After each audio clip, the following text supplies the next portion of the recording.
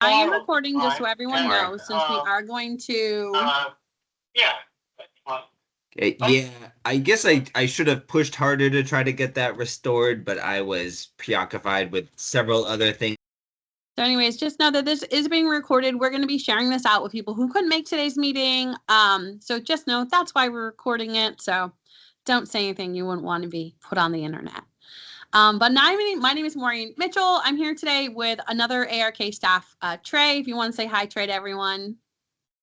Hi, everybody. I am off camera because that makes my network a bit happier at home. So this way I won't get in the way of Maureen's beautiful presentation. But I will be running the chat, and it's nice to see some people I know, and I look forward to meeting the couple that I don't. Tim, good to see some North Carolina representation. Yeah. Go Trey. Awesome. So for those of you who don't know me, my name is Maureen Mitchell. I am a program manager here at Anacostia Riverkeeper. So some of you guys know me because I manage our water quality monitoring community science program. So for those of you I know from our DC and our Maryland monitoring programs, great to see you guys are joining us in new capacity. I think I see a couple faces I've met through some of our educational work, but I'm really excited to be working on this kind of new community science program that we're going to be starting this summer on a legal dumping investigation.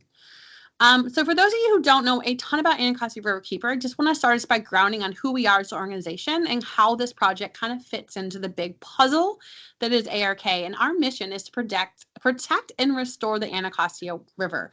We've done an amazing job. The river has done an amazing job coming back. We know that Swimmable River is right around the corner, including June 29th. I hope maybe some of you guys are joining us for our splash event, because Swimmable River is right in the cusp of our future.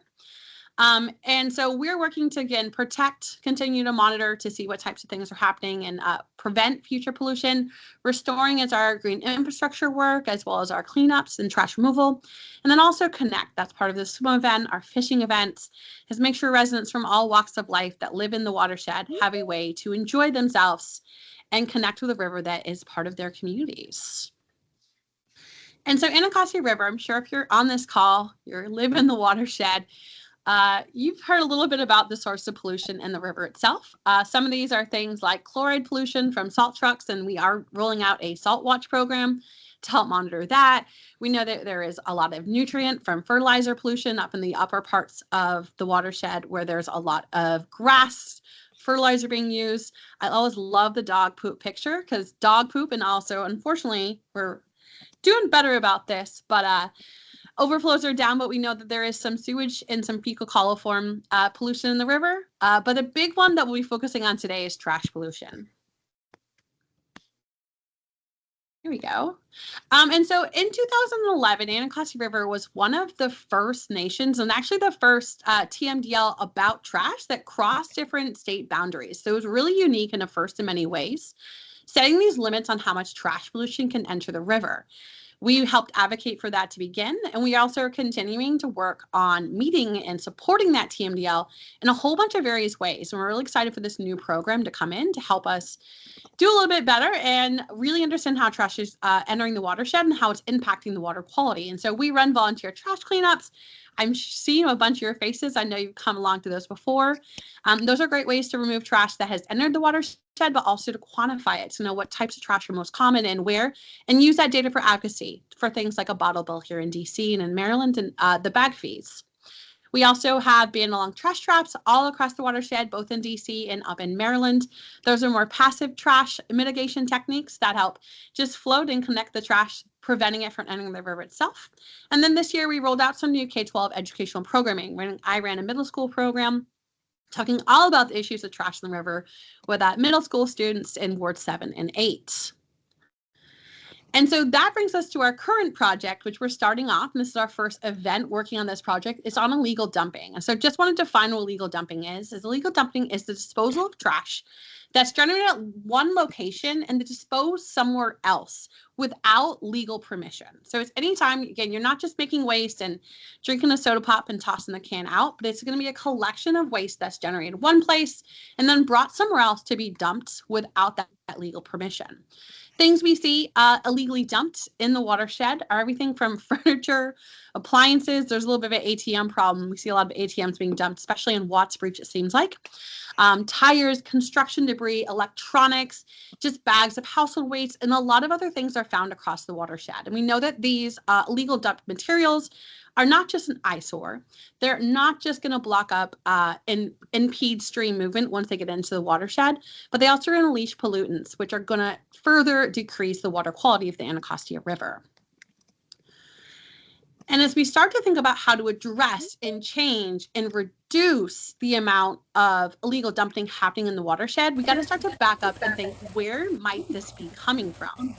It is so easy to jump to this conclusion that illegal dumping is caused by people who are just negligent, that are not, and I'm talking about that one on the right-hand side of your screen right now, negligence, people who aren't connected to the local environment, they don't care about the local environment, they don't have compassion, they don't understand the local environment. It's really easy to assume that there just might be some lack of value in causing people to just do that negligent thing of dumping. But a lot of studies have shown that illegal dumping is actually a lot more complex than that. That might be a piece of the puzzle, but most likely illegal dumping is caused from a lack of resources or a lack of education. It could be that people don't understand the negative impacts of the environment when illegal dumping takes place. They don't understand that those electronics you toss in the stream aren't just ugly, but they also leach those pollutants out. It also might be a lack of education. They don't know the legal pathways that they can legally dispose of waste. And related to that, there might be programs that exist. There is some really great bulk trash and electronic recycling programs across the watershed. But a lot of times those are in certain places. And if you don't have mobility or transportation to get those places, those items to those designated locations, or if the program doesn't exist for your particular item you want to recycle, that is what's going to cause a lot of illegal dumping. So our project is going to kind of try to back up a little bit, assume that it's not just negligence that's causing illegal dumping, but instead try to figure out what education is lacking or what resources are lacking, so we can work with the county to build educational programs or build bulk item recycling and disposal policies, and so illegal dumping can be curtailed.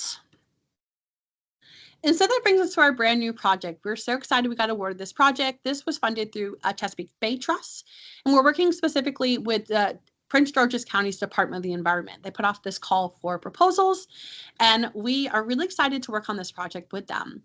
We're going to work with them to look for and confirm suspected illegal dumping hotspots within Prince George's County and the Anacostia watershed, looking where those two kind of geographical areas overlap. Once we find these locations, some of them are coming from 311 calls and some of them are coming from driving transects, we'll talk to you guys about in a second. We're going to identify patterns in these locations. Are they all occurring at ends of one-way streets? Are they all occurring near construction sites? Are they all occurring near, I'm trying to think, all the things we are assuming might come out of this. Find those patterns of where things are being dumped and what things are being dumped where, which will provide the Prince George's County's DEP with an action plan. What resources or what educational programs are currently missing? And phase 2 of this program, we're trying to put those missing pieces in part. So bumping a little bit back, a little bit more to talk more about the program before I dive into the specific driving protocol. Our first step in this program is to identify dump sites. We're doing this in 2 different ways. Prince George's DEP provide us with a list of over 3,000 calls that came into their 311 call log in 2023 about illegal dump sites. So we have this long Excel sheet of 3,000 places that trash was reported. And so we're working through that long list to take hopefully 3,000 sites that are a lot of repeated sites and very, very close proximal sites to each other, to kind of build a more condensed, usable version. We also are doing these driving transects. So we recognize that the 311 call database is going to have some biases. There are places where people who care about the environment are more likely to drive. There are places where there's just more signage on what to do when you see illegal dumping. And those places will be more likely for those 311 calls to have documentation illegal dump sites. There are other locations where maybe people don't drive by as often or maybe don't have as good signage on what to do when you see illegal dumping. And so the driving transects you all will help us with are going to help us do this gap analysis. What dump sites exist that PG County isn't even aware of? Once we have all of those sites identified from the 311 call system, as well as your driving work for us, we're going to do some site classification. This is going to be in partnership with Joe's Move-In Emporium. They have a wonderful Greenworks team where they employ some young adults who are going to help us visit sites, really do a lot of the counting of what trash is there, as well as a lot of just general measurements of what that land looks like. How far is it from the curb to the closest building? How far from an intersection? They're going to take a ton of measurements. We're also going to use ArcGIS, a lot of publicly available layers for each site, looking at land use, socio-demographic areas, proximity to local features, to really have this good idea of all these classifications for each of those dump sites we identified in our first stage. And then the fun part, which I need to go back to grad school and remember my multivariate statistics, will be a massive statistic model analysis will run, identifying what features make dump sites most common and identify features that dump sites that have construction debris have in common versus dump sites that may just have bulk household trash or electronics. By knowing where different locations are most likely to have what type of dump trash, we'll then work with the county, come up with the next steps, the next round of proposals we'll put in to actually do something to plug those gaps, build programs, build education to reduce illegal dumping in the county. So the next few slides, I just want to talk about what I'm expecting you guys to do as volunteers to help us do this first part. Again, we're talking about this one here, the driving surveys, one of two ways to identify sites. Once you complete today's training, which is just listening to me talk for hopefully about 40 minutes, maybe even less, I talk fast, and taking a really quick quiz just to make sure you learned something today, I'll be sending you this, which is a Google Sheet spreadsheet. Those of you who monitor with me are very familiar with this process. It's basically the same. We've identified 10 routes, which are going to randomly crisscross through the county. These were generated using AI technology to kind of go in places that are less traveled. And these routes are all about 10 to 12 miles long. You can see exactly how long they are, where they start and finish when you get that sheet. You'll just sign up for wherever you want to go. You can sign up to just do one route, again, in these windows of time, or you could sign up for two routes, one in each section, or whatever your own path might be. My only two requests is one, I do require you to sign up in pairs. No one should be doing these surveys by themselves. That's not quite safe. We're going to have some tricky navigation going on, and we're going to have a lot of documentation going on. So I want someone to be a dedicated driver and someone to be a dedicated navigator. So I'm hoping that you guys have your own partners. Maybe it's your spouse or loved one or a friend or a child that might be joining you. If you don't have a partner, if you are coming to this training alone and you want help pairing up, just email us and we'll find someone in a similar boat. The other thing is if you are choosing to do two different routes, just because this is a study, we want to make sure we're not, when we're duplicating a route, it's being duplicated by someone new, just eliminating all bias as possible. So you're welcome to sign up for two different routes. Just make sure that you're signing up for them in different periods of time, different routes, and always with a partner. Again, the routes are pretty random. They were AI generated to kind of mirror the 311 map and try to look for where those gaps might exist. Roads that go by near dump sites that no dump sites had been reported on. When you get this, you'll have these route maps, and the route maps will look like this. It is a Google map telling you exactly what turns to do. And so once you've signed up and you and your partner are ready to go out on your driving route, you'll actually go and on the sign up sheet, you can print out this Google Maps. This reminds me of when I was a kid and GPSs didn't exist yet. You print out your printed MapQuest written directions, and you'll follow those directions off that printed one. It will go in one separate direction. So if you're supposed to start up here in Chillum, please start up here in Chillum. The directions won't make sense if you try to do them in reverse. So when you're ready to go out, you have your partner, you have your signed route, you have your printed. If you want to do off your phone, that's fine. But I really recommend, again, MapQuest days were a lovely time. Print those driving routes out and be ready to go. Other things you'll need is you'll have a dump site form. That form is a really easy data form that you can use on your phone. And so make sure you have your phone, it's charged and has some data, so you can be doing your data upload on that, and your data form is on there. You might want to bring some water snacks because you'll be in that car for likely, even though it's only 12 miles, it will probably take 2 to 3 hours as you're making a lot of stops and driving a little below the speed limit while you look for trash dumps. And then make sure you have a full tank of gas. Don't want to get stranded because remember you have to go the 12 directions one way and then get yourself back to your home. So once you're out there, You always want to work in pairs. Again, that's a really firm requirement we have of this project. If you want to have a third person in the backseat, that's fine, but always pairs. One person should be that dedicated driving whose sole focus is keeping you safe and following the rules of the road. That second partner will be focusing more on navigating, making sure you don't miss a turn, as well as keeping an eye out for illegal dump sites. You're going to, again, use those maps, following them, using your odometer to follow them as closely as possible. If you do get lost, just double back to the last known intersection. You took a left on Valley Park Road or right on Valley Park Road. Go back to that spot and start yourself over again.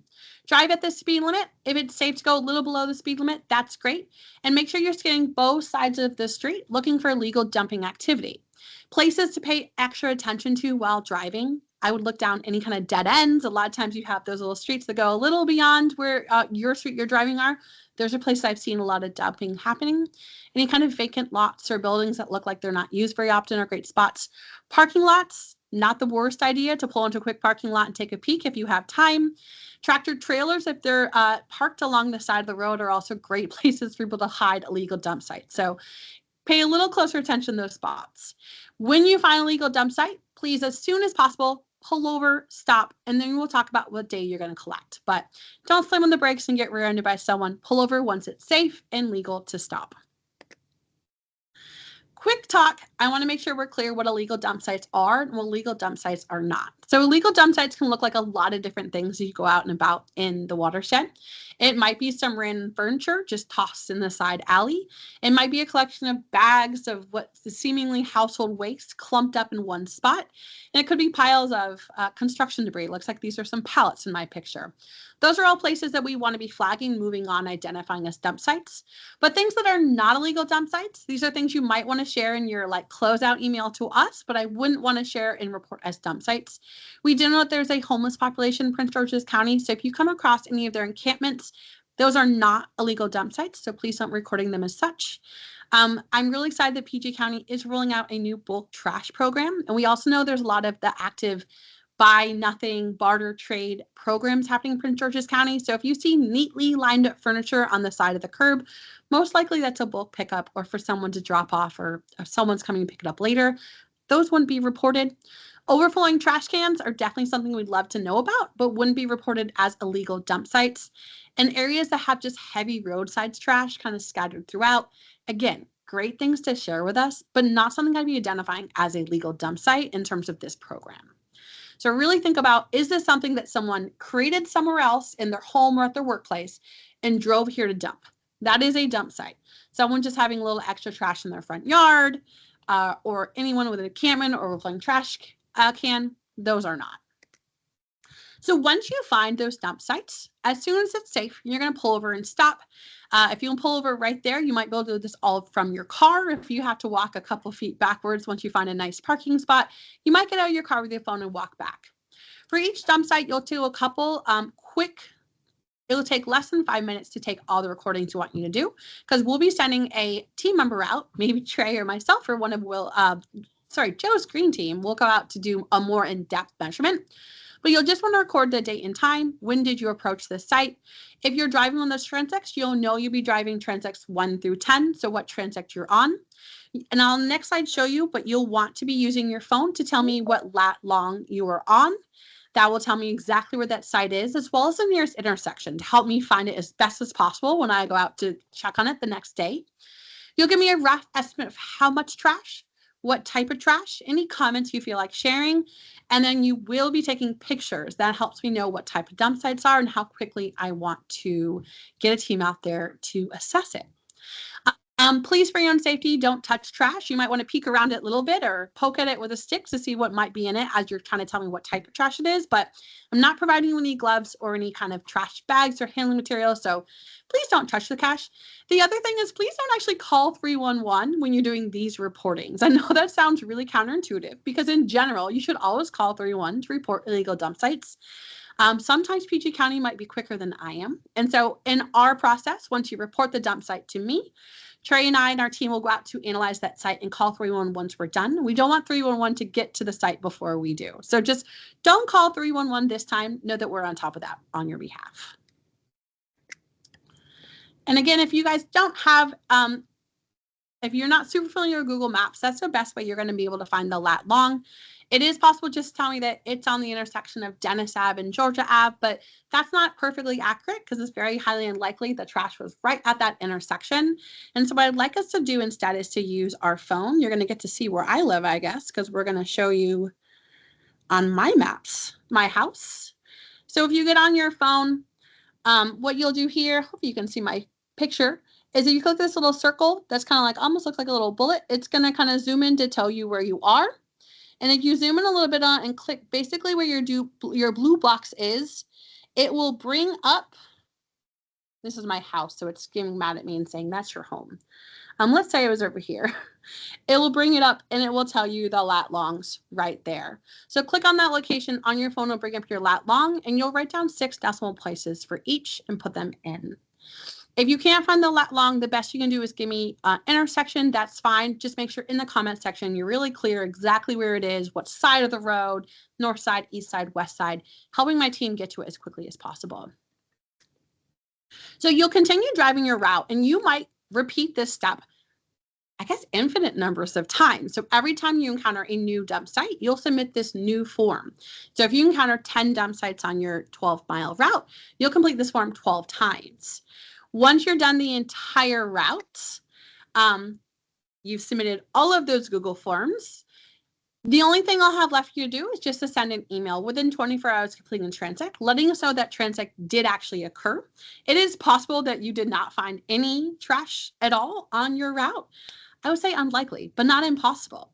And so just when you're done within the next day of cleaning your transect, just send us a quick wrap-up email saying that that transect has occurred, saying that Maureen did it with Trey. We did transect number 9 on Wednesday morning. We saw 8 dump sites, and here are some interesting observations. Roads that might have been more dirty than others. There was a homeless encampment on this intersection that might be influencing some trash in the watershed. Any observations you want to share that don't really fit in that Google form when you're reporting each site, put them in that email and we can kind of classify that and use that data as we best can. Maureen, we've got a fun question in the chat, which I think you and I have sort of addressed, but not fully. Okay. John was asking if they know of many PG dump locations not on these routes. Do we want to know about them? I think we want to know. We may not get to spend as much of this grant's follow-up time on that, depending on how this is the first time we're doing this. So capacity is an issue and a concern, and we want to make sure we don't miss the core work that we're promising the county and trust. Does that kind of jive with what you're thinking? Yeah, that's exactly what I would share. It's like, I am not promising that I'll be able to go to every single dump site that the 311 list and transects and other random people tell me about. The truth is that we are just starting this project and we don't really have a good grasp of how many dump sites will be found. Maybe you'll find 50 in total, maybe you'll find 1,000. And so I'm not promising I'll get to every single one of them, but in the form, where it says transect number, you have the option to say that you were not on a transect. So if you, and I'll make sure when I send the follow-up, probably tomorrow morning once I have a chance to put my kids to bed, I'll send the follow-up that will include all your next steps and directions. And in that place where it says transect number, you have the option to say not on a transect, that you're just driving around. So you're welcome to report them via this form and just note that it wasn't part of one of your formal transects. Happy to have that data. It would be super useful for us, but I just want to be clear that I cannot absolutely promise that I will follow up on everyone you're given, just because, again, capacity, staff time, summers are a busy time for a lot of us in the environmental world. Trey, were there any other questions that came up that you want me to address before I talk about their next steps? Nope, we got everything else covered in the chat.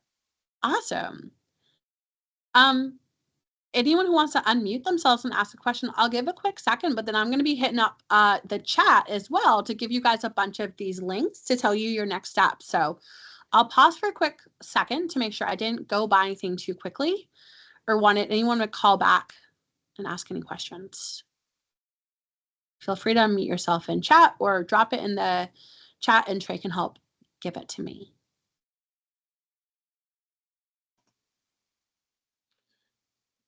Sorry, would you mind backing up one slide to what are we going to email within 24 hours? Yeah, thank you. Yeah. And so I'll definitely make sure, again, once I see you signed up, I'll send this to you from the Maunder email address. So you can just reply saying, yes, we're done. I just really want to know, again, it's possible that you will do the entire transect and not find any trash. Unlikely, but possible. My master's thesis always told me that 0 is a real number and be prepared for the number 0. So this is my preparedness for number 0. Just me making sure that I can record that transect was completed. And this is a great place to tell me any other observations about trash or water quality or wildlife. Anything cool that you saw and noticed. We love, you're the eyes and ears of the watershed. So just share those thoughts or those pictures. Great, thank you. Yeah. And everything you're seeing on these slides, I'll even send you guys this recording, but I'll send you guys a copy of the slides too. I'll make sure you have access to all of this as you go. All right, I'm going to stop sharing just because that's the best way for me to get to the chat so I can actually send you guys some links. So your next steps, we do have a quick quiz. Again, this is just part of our process to make sure that people who are going out and doing these transects are actually trained to do them.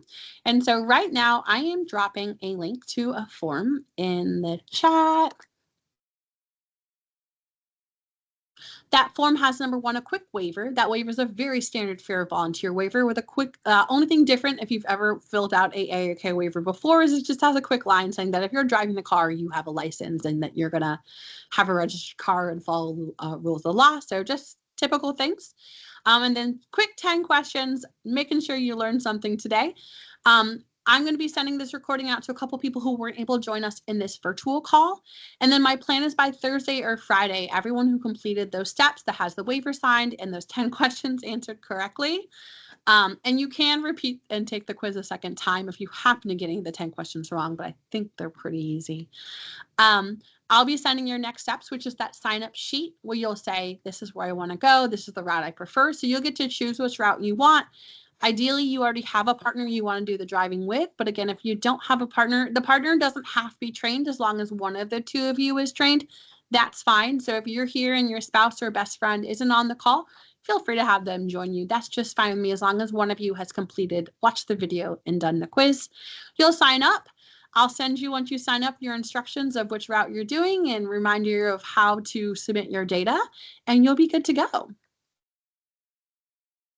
John, I'm seeing a question on safety vests. Yeah. I don't require any safety vest wearing. Again, there's a good chance you won't even get out of your car. However, if you happen to have access to one, yes, you should wear it. In general, I definitely would recommend, don't go out there in camo or black. A nice bright colored shirt would definitely be a great choice. And if you have access to safety vests, I think that'd be a great thing to wear. Any biking gear, running gear, anything reflective is super helpful. Yeah, there's a decent chance if you're on a slow enough street, you don't have to get out of the car to stop and record your your illegal dump site. But if you are getting out of the car again, just, you're on a road. So judge for yourself how much traffic that road has. Use sidewalks, look both ways before you cross, and wear some nice bright colored clothes for your own safety.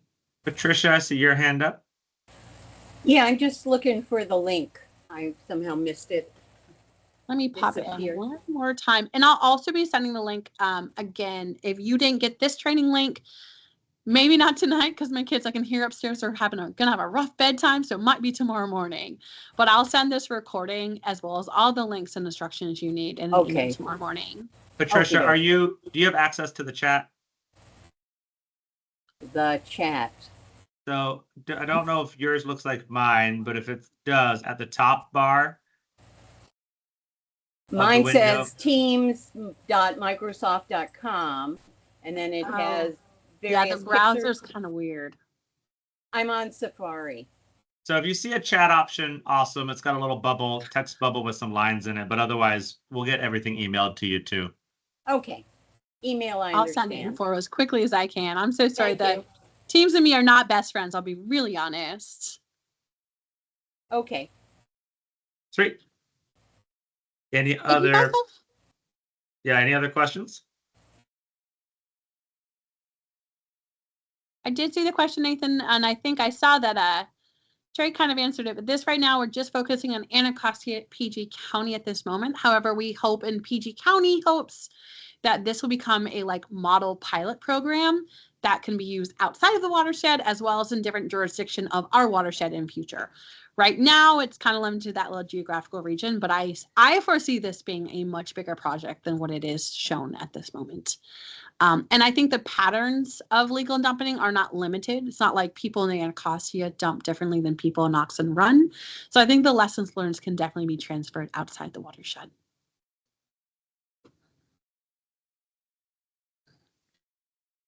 Yeah, I asked that because I know a lot of dump sites along like Southern Avenue along the line with DC that are in the Oxen Run watershed. If you haven't 311 to those already, Yeah. I'd 311 them. And if you have and haven't seen attention, let us know just by email, because we will be talking to the county a lot and we can pass that kind of follow up along. Yeah. Also, I mean, DC needs to do a project like this because there's not a lot of enforcement happening. Yep. Yeah, we just hope this can be like start a snowball effect of, again, lessons learned can be transferred to other jurisdictions, other watersheds. Hopefully we can have some really amazing data that will get DC and Montgomery County to be like, oh, we want to do that too. So we're starting the ball rolling, and I think this will be really cool. There's been a lot of projects focusing on cleaning up dump sites, but this is a really unique view because it's a data-centered view, which I'm a scientist by trade, so I am so excited to do real stats again and real GIS work again. But I think it's going to be really cool to, instead of just funding random projects and being like, let's do a tire project, let's actually do some data to know where those projects will be most, what types of projects and where those projects should be done. So I'm excited to build a data step, and PG County seems very willing to use this data as a launch point for the next steps.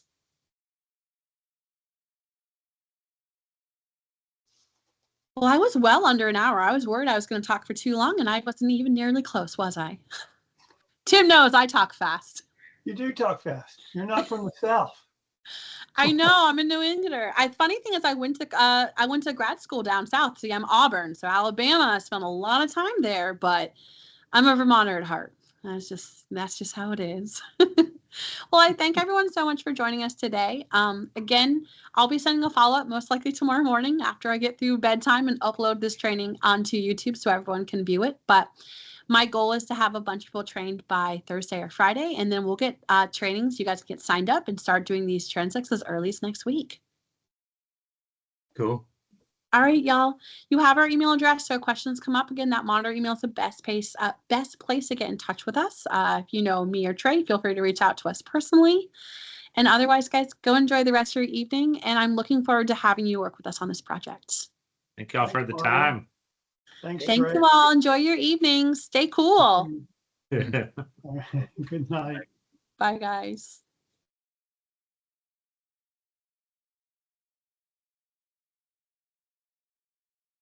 Great. That was awesome. Yeah, I was worried about being long, but I was nowhere close to long. I'm trying to You were figure out not how too to- fast. You were not too fast either. That was exactly right paced. Okay, I kept like making pauses.